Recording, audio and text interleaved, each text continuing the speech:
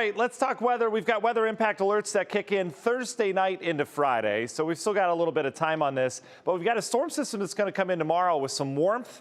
It's going to come in with wind and some rain, and then we're going to flash freeze all that as temperatures crash Thursday night into Friday morning. So we're expecting an icy commute Friday morning, so something we need to keep an eye on. Just start planning ahead. We'll obviously have that forecast for you Thursday into Friday. Your weather right now, though, is mild. Look at the temperatures up near 40 already.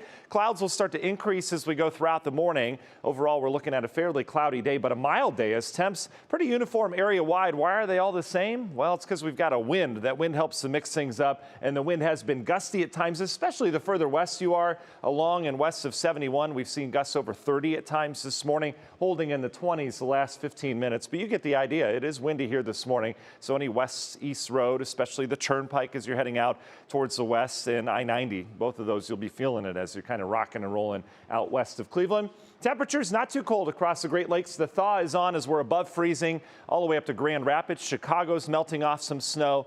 Even Toronto, our friends in southern Canada, dealing with some snow melt here this morning. Why so warm here? Well, we've got a cold front. We're out ahead of that. And whenever you're out ahead of front, you tend to warm up. There are some brief showers with this that will pass through later this morning. But the cold air behind this really isn't that impressive. And so as a result, cold front will go by today with a few showers early on.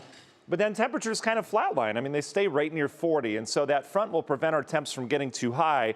But there's not a lot of cold air behind it. So staying fairly comfortable through the rest of the day. Should have a nice quiet afternoon. All right, let's talk about that weather impact alert. Again, Thursday night into Friday, we've got that flash freeze. What is that? Well, we're going to have rain and snow melt. And then we're going to drop temperatures rapidly. Normally, you have a slow drop in temperatures after a cold front. But this one's going to be a sharp drop. And so as a result, any standing water on area roadways, well, it's going to freeze up for that Friday morning commute. Hopefully we can dry roads out with that wind, but overall, yeah, we're looking at some icy travel perhaps on Friday morning, and we'll have some snow around as well. So let's take you all the way through with your National Design Mart hour-by-hour forecast. There's your quiet afternoon with temperatures kind of flatlining. Tonight, no problem. We'll have mainly clear skies with some passing clouds. We're holding in the 30s above freezing.